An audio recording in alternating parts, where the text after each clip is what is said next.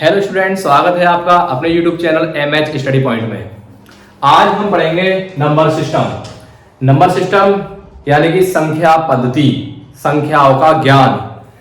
आपने बहुत सारे नंबर पढ़े होंगे, संख्याएं पढ़ी होंगी, जैसे कि प्राकृतिक संख्या है, पूर्ण संख्या है, भाज्य, अभाज्य, वास्तविक, काल्पनिक, बहुत सारी संख्याएं होती हैं। आज आपका सारे डाउट क्लियर हो जाएंगे कि कौन सी भाज्य संख्या होती है, कौन सी अभाज्य होती है, कौन सी प्राइम कंपोजिट मतलब भाज्य अभाज्य, कौन सी परिमेय अपरिमेय रेशनल होती है, कौन सी प्राकृतिक संख्या होती है, कौन सी पूर्ण संख्या होती है। तो शुरुआत करेंगे हम प्राकृतिक संख्या, क्योंकि प्राकृतिक संख्या सबसे पहले बनी थी। जैसे कि मैं यहां पर लिख देता हूं प्राकृतिक संख्या।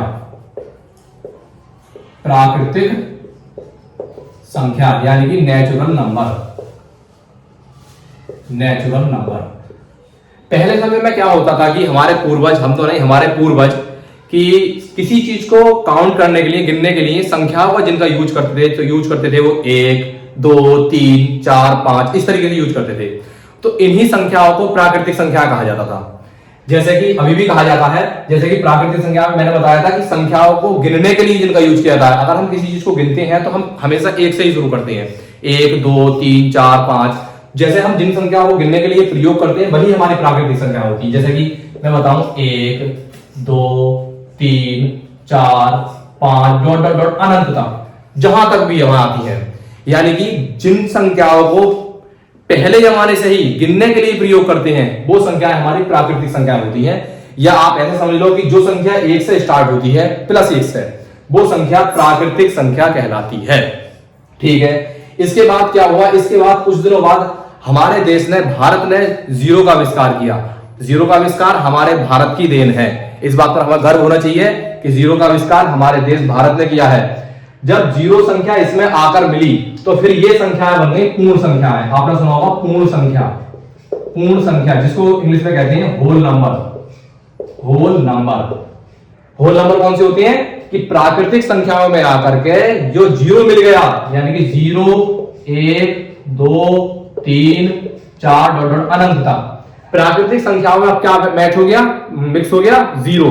जब जीरो मिक्स हो गया तो अब हम इनको कहेंगे पूर्ण संख्याएं। इसके बाद क्या हुआ कि हमें जरूरत पड़ने लगी पीछे को, यानी कि रिवर्स में जाने की। रिवर्स का मतलब आप समझते हो जैसे घाटा या फिर विपरीत दिशा में चलने की। तो इनके लिए भी हमें कुछ ना कुछ दर्शाने की जरूरत पड़ी। तो फिर चीजें आई माइनस में। मैं सीधी सीधी बात बताना चाहूं कि प्राकृतिक संख्या के बाद पूर्ण संख्या है, फिर पूर्ण संख्या के बाद चीजें आने लगी माइनस में। तो जिन संख्याओं में हम माइनस लिखने लगे, जैसे कि हम यहां पे लिखते हैं बीच में 0 होगा और इधर की संख्या होती है +1, +2, +3, +4, +5 डॉट डॉट अनंत तक, और इधर को -1, -2। तो जब जिन संख्याओं में माइनस वाली संख्याओं का मिक्स होने लगा, फिर इन संख्याओं को कहने लगे हम पूर्णांक। इनको कहने लगे हम पूर्णांक। इंग्लिश में इनको कहते हैं इंटीजर।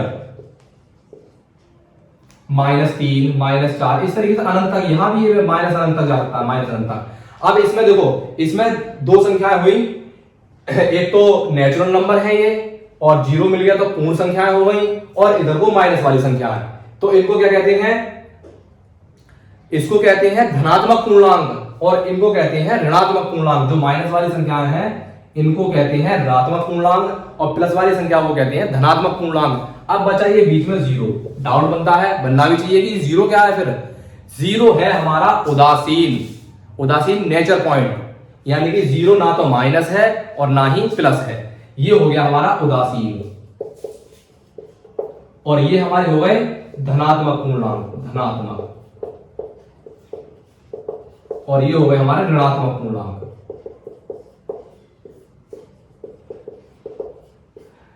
अगर यहां तक हम बात करें तो यहां से एक क्वेश्चन पैदा होता है कंपटीशन लेवल में भी, और मोस्टली छोटी क्लासेस में भी विकल्प में ऑप्शनल आता है, मल्टी एमसीक्यू में, कि क्या सभी प्राकृतिक संख्या पूर्ण संख्या होती हैं, या क्या सभी पूर्ण संख्या प्राकृतिक संख्याएं होती हैं। तो ध्यान सुने, मैंने पहले बताया था क्या सभी प्राकृतिक संख्याएं पूर्ण संख्याएं होती हैं, यानी कि प्राकृतिक संख्या पूर्ण संख्याओं में आती हैं। तो हाँ, सारी की सारी प्राकृतिक संख्या आप देख रहे हो पूर्ण संख्याओं में आती हैं। तो इसका मतलब ये हुआ कि सभी प्राकृतिक संख्याएं, यानी कि सभी प्राकृतिक संख्याएं, सभी प्राकृतिक संख्याएं पूर्ण संख्याएं होती हैं, पूर्ण संख्या होती है। अब इसी के विपरीत अगर पूछने लगे क्या सभी पूर्ण संख्याएं प्राकृतिक संख्या होती हैं? यानी कि इसका मतलब ये होगा कि सारी की सारी ये पूर्ण संख्याएं प्राकृतिक में मिलनी चाहिए।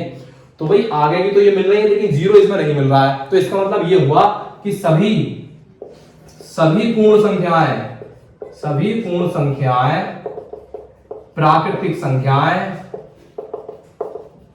प्राकृतिक संख्याएं नहीं होती है। यहां तक डाउट बिल्कुल यहां तक क्लियर है कि जितनी भी प्राकृतिक संख्याएं वो पूर्ण संख्याएं होती हैं, जबकि जितनी भी पूर्ण संख्याएं वो प्राकृतिक संख्याएं नहीं होती हैं। अब यही को अगर हम मिक्स करें कि पूर्णांक में कौन कौन सी संख्या आती है, तो पूर्णांक में प्राकृतिक, पूर्ण यानी कि ऋणात्मक पूर्णांक और धनात्मक पूर्णांक सारी संख्याएं आती हैं। तो इसके बाद हम टॉपिक पढ़ेंगे इसके बाद परिमेय और अपरिमेय का। देखो इसको मैं क्लियर कर देता हूं, आप इसका स्क्रीनशॉट ले लो या आप इसको उतार लो। अब हम टॉपिक पढ़ेंगे परिमेय संख्याएं। तो परिमेय संख्या वो होती है, यहां लिख देता हूं परिमेय संख्या, इसको इंग्लिश में कहते हैं रेशनल नंबर। रेशनल नंबर क्या होती हैं? रेशनल नंबर वो होती हैं जिन्हें हम P/Q की फॉर्म में लिखते हैं। और एक बात है कि P व Q सह अभाज्य होने चाहिए, सह अभाज्य हो, और नीचे का Q बराबर नहीं हो जीरो का। यहां तक तो मैंने लिख दिया, आप बेसिक से समझते हैं इसको। देखो परिमेय संख्याएं, परिमेय संख्याएं वो होती हैं जो संख्याएं P/Q के रूप में लिख जाएं और P व Q सहअभाज्य हो, इसके साथ साथ सहअभाज्य के साथ साथ क्या हो, सहअभाज्य पूर्णांक हो, सहअभाज्य पूर्णांक हो। जैसे कि मैं एग्जांपल बिल्कुल जैसे 3/7, 3/7 देखो 3 हमारा पूर्णांक है, 7 भी हमारा पूर्णांक है और दोनों सहअभाज्य भी हैं। सहअभाज्य क्या चीज होती है वो अब इसी वीडियो में आगे समझेंगे। इसके बाद मैं अगर लिखूं -5/7, तो इसमें आप देखोगे, देखो माइनस के 5 भी पूर्णांक है और 7 भी पूर्णांक है, तो -5/7 भी हमारी क्या हुई, परिमेय संख्या हुई।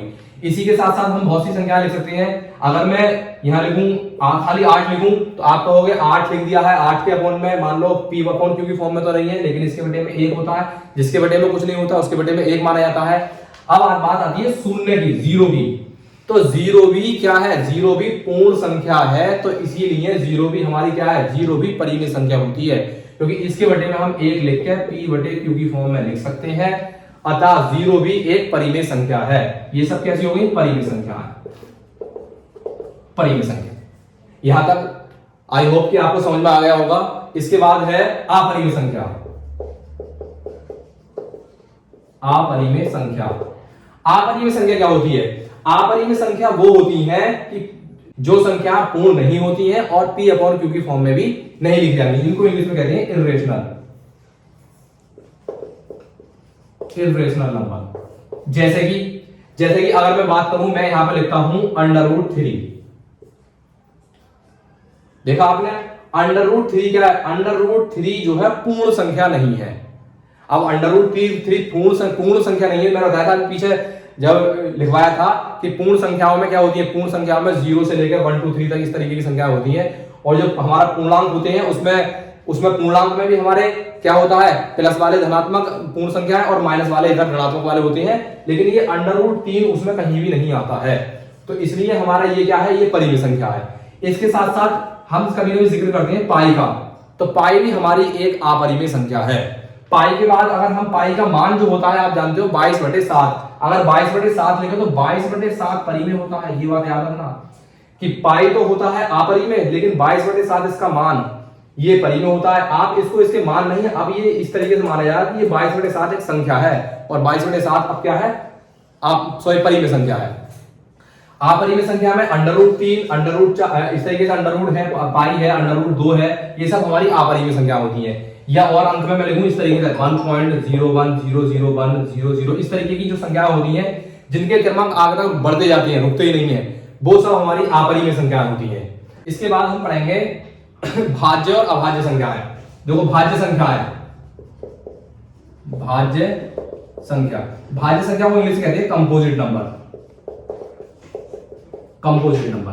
भाज्य संख्या वो होती है जो संख्या एक के और इट्स सेल्फ यानी कि स्वयं के साथ साथ किसी से भी कट जाए। यानी कि मैं कहूं, मैं यहां पे लिखा हूं 6 लिखा मैंने, 6 देखो 1 से भी डिवाइड होगा, 6 से भी डिवाइड होगा, और इसके अलावा ये 2 और 3 से भी डिवाइड हो जाएगा। तो इसका मतलब ये क्या संख्या है? ये भाज्य संख्या है। जो संख्या स्वयं के अलावा और 1 के अलावा और किसी नंबर से भी डिवाइड हो जाए उस संख्या को कहते हैं हम भाज्य संख्या। जैसे 6 है, 9 है और 12 है, इसी तरीके से जो संख्याएं डिवाइड हो जाती है उनको कहते हैं हम भाज्य संख्या। इसके बाद है अभाज्य संख्या। अभाज्य संख्या इंग्लिश में कहते हैं इसको prime number. Prime number, prime number में क्या है? प्राइम नंबर, देखो प्राइम नंबर का टॉपिक है कि बहुत मोस्टली रहता है, बहुत चीजें पूछते हैं। मैंने यहां पर भी देखो, यहां पर अभाज्य संख्या का जिक्र किया है, ये अभाज्य लिख रहा है, अभाज्य, तो वैसे ही अभाज्य है। अभाज्य संख्या वो होती है जो संख्या केवल 1 से डिवाइड होगी और इटसेल्फ यानी कि स्वयं से डिवाइड होगी। यानी कि मैं यहां पर लिख दूं, सबसे पहले तो 5 लिख देता हूं मैं, जैसे और बताऊंगा। 5 लिख देता हूं। 5 आप देखोगे 5 केवल 1 से डिवाइड होगा या फिर 5 से ही डिवाइड होगा, और इसके अलावा ये किसी से भी डिवाइड नहीं हो सकता। तो इसके बाद 5 के बाद मैं और 7 लिख सकता हूं। 7 के बाद 11 है और 13 है। ये सब संख्याएं क्या होती हैं? ये सब संख्याएं हमारी अभाज्य संख्याएं होती हैं, कंपोजिट प्राइम नंबर होते हैं, सॉरी प्राइम नंबर होती हैं। ठीक है। इसके बाद अगर कभी कभी एक टॉपिक आता है, पूछ लेता है, एमसीक्यू में पूछता है कि सबसे छोटी अभाज्य संख्या बताइए, what is the smallest prime number. तो सबसे छोटा जो प्राइम नंबर है यानी कि अभाज्य संख्या है वो 2 होती है। जो अभाज्य संख्याओं की स्टार्टिंग होती है वो +2 से होती है, यानी कि सबसे छोटी जो अभाज्य संख्या है वो 2 है। क्योंकि बाकी के टॉपिक अभी इसमें कुछ बचे हैं, जैसे कि अभी मुझे तुम्हें इसके बाद सहभाज्य और जुड़वा अभाज्य और वास्तविक संख्याएं, काल्पनिक संख्याएं भी पढ़ानी है, समझानी है। तो उसके जिक्र हम अगली वीडियो में करेंगे। वीडियो थोड़ा लंबा हो रहा है, इसलिए आपको अगर वीडियो अच्छा लगा हो अपने फ्रेंड्स के साथ शेयर करें, तो वीडियो को लाइक करें, और आपको अगर वीडियो अच्छा लगा हो तो वीडियो में कमेंट करें, और हमारे चैनल MH स्टडी पॉइंट को सब्सक्राइब करें। Thank you. जय हिंद दोस्तों।